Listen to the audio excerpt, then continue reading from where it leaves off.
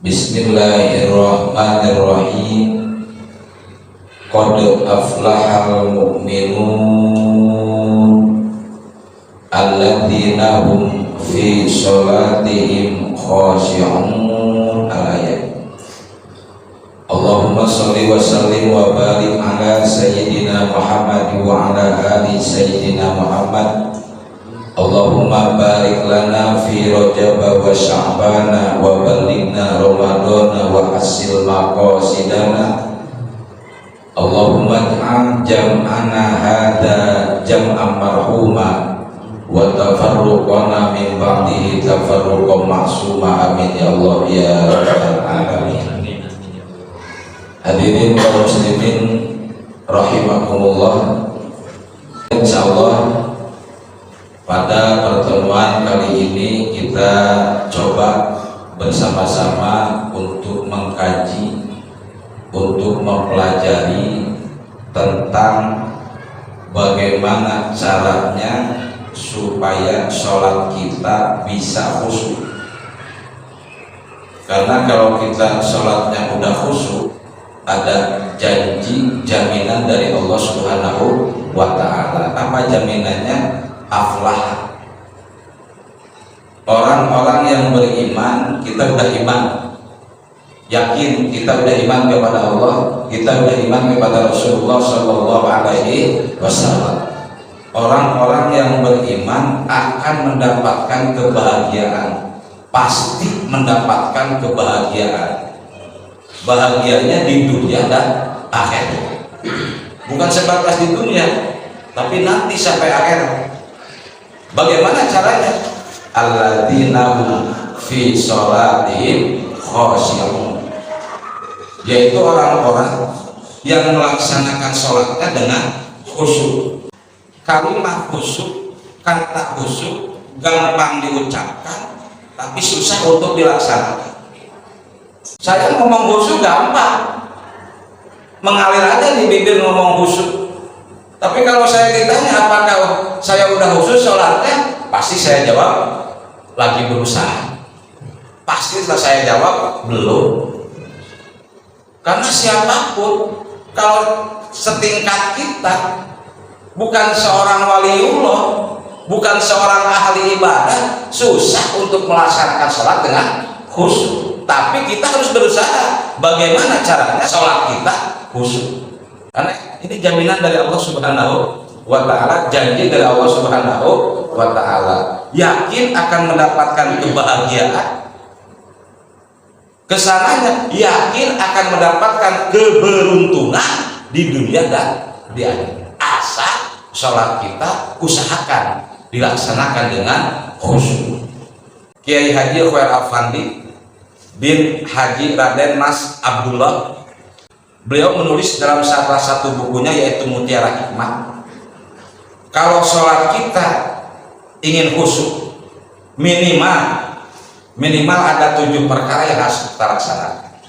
Minimal, mungkin ada lebih banyak dari 7 kalau pendapat ulama ya lain. Kita ambil 7 aja, mudah-mudahan yang 7 juga bisa kita laksanakan. Yang pertama, kalau sholat kita ingin khusyuk, yang pertama nih, kita itu minimal ada persiapan 5-10 menit.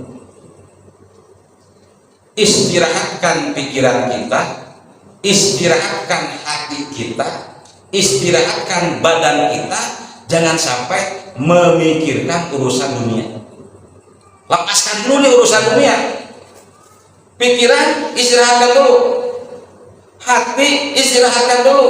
Kalau bahasa Sunda, reureupkeun heula. Kalau bahasa Sunda, cageun heula lah urusan dunia teh dina pikiran, dina hati jeung dina awak urang.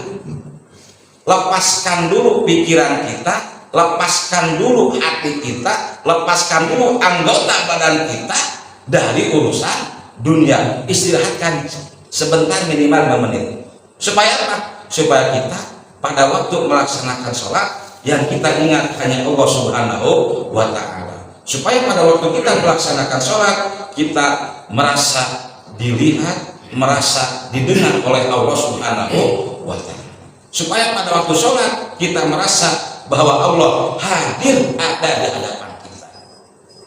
Bagaimana kita mau khusus sholatnya kalau kita itu sholatnya sisa ya, sisa ngobrol begitu kan, sisa bekerja, sisa ngopi bareng gitu, sisa olahraga, sisa ini dan itu, nggak pernah kita istirahatkan sehingga pada waktu sholat keringat masih ada di tubuh kita.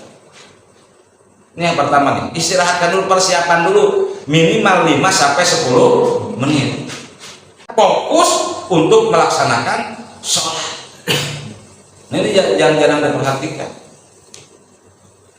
Jarang ada orang yang mempersiapkan dirinya, mempersiapkan hatinya, mempersiapkan pikirannya, diistirahatkan, fokus, konsentrasi untuk melaksanakan sholat. Jadi yang pertama apa tadi? Persiapkan pikiran kita, hati kita, anggota badan kita, tubuh kita minimal 5 sampai 10 menit. Yang kedua, kalau sholat kita ingin khusyuk, usahakan melaksanakan wudhu dengan sempurna. Melaksanakan wudhu dengan sempurna. Apa maksudnya sempurna? Di samping melaksanakan fardunya wudhu yang 6, juga kita melaksanakan sunat-sunat wudhu. Bagaimana sholat kita mau khusyuk kalau wudhunya sembarangan? Kalau wudhunya seadanya?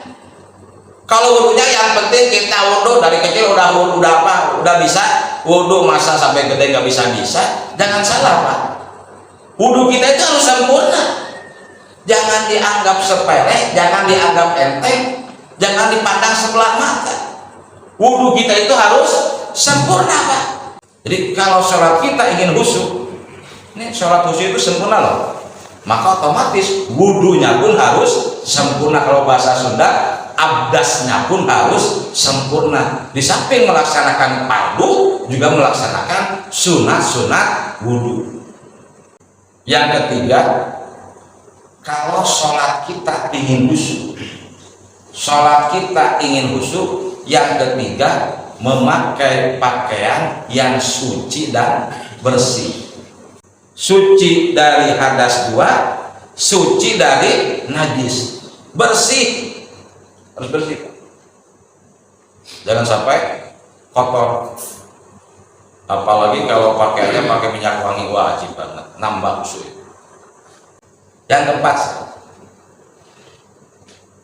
Yang keempat, hadirin kaum muslimin rahimakumullah, selama kita sholat,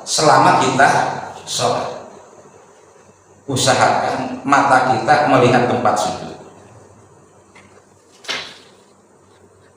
Usahakan mata kita melihat tempat sujud. Kedua, mata kita pada waktu melaksanakan sholat melihat tempat sujud. Gak boleh Pak nengok ke sana kemari, gak boleh.